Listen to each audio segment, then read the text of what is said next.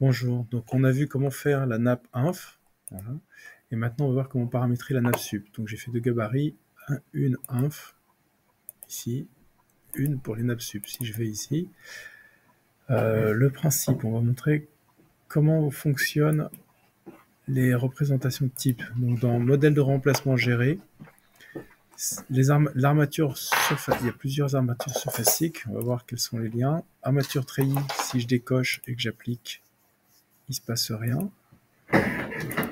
Placer pour afficher la limite et le treillis soudé. Si j'applique, on voit que ça m'affiche les limites de raccord de treillis. Et le treillis soudé, comme ma dalle n'est pas transparente, ça ne s'affiche pas, mais si je rends ma dalle transparente, on verrait le treillis, le quadrillage du treillis. Voilà. Donc nous, on ne veut pas la limite, parce que la limite, on va la coter. Par contre, on ne décoche pas l'armature surfacique, sinon on ne pourra pas s'accrocher sur l'objet.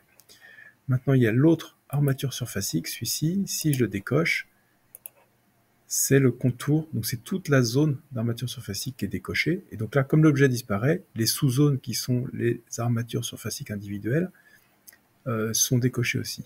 Si je recoche et j'enlève la limite, je vais appliquer, mon étiquette reste... Attends, c'est bizarre.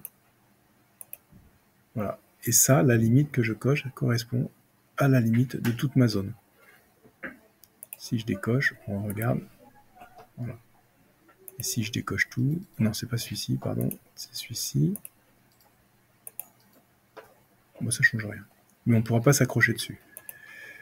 Voilà, donc moi je resélectionne la limite. Maintenant j'ai remplacé pour la limite. Vous voyez ici en cliquant là-dessus, quand on fait sans remplacement, on a une zone qui est continue. Donc pour les nappes inf, peut-être que c'est pas la peine de mettre la limite. Voilà, parce qu'on sait qu'il faut mettre une soudure au-dessus des refends. Ici, nous, on va la représenter comme on envoie le courbe, puis c'est les aciers chapeaux pour savoir jusqu'où ils vont. Comme c'est courbe, c'est pas forcément évident, on va se mettre une limite comme ça, en pointillé. Maintenant, ce qu'on veut, c'est que l'axe de représentation soit en pointillé ici.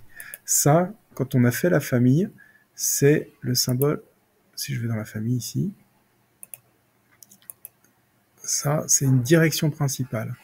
Donc la direction principale, elle va être sur ce panneau. Quand je vais dans ma vue, mince, je sélectionne le plancher, quand je vais dans ma vue, c'est dans l'annotation. Donc on va voir, il y a une direction principale qui est ici. C'est pas celle-ci, ça c'est l'objet. Nous, ce qu'on veut, ça c'est ce qui va s'afficher dans la zone, les deux petits traits parallèles. Nous, ce qu'on veut, c'est ça. C'est ici, symbole, SI, hop, symbole, armature. Si je clique, voilà, j'ai la direction principale ici. Si je la décoche, bon, je vois rien parce que, attendez, il faut que je me décale pour voir quelque chose ici. Annotation remplacement, direction symbole, direction principale. Là, je la mets en pointillé et normalement, quand je vais faire ici, on va avoir notre direction principale qui va se mettre en pointillé. Du coup, ici, on n'aurait plus qu'à... Alors, c'est pas facile parce que c'est une zone courbe, mais à aller attraper comme ça. Voilà. Attraper nos recouvrements de panneaux. Même si ça s'affiche pas, on peut les attraper. Mettre notre cotation à cette intersection ici. Ça, on a la petite coche qui permet de voir l'acier de chapeau, la numérotation de la zone, la longueur du panneau et la désignation. Voilà. Et dans la prochaine vidéo, on va voir comment faire la nomenclature.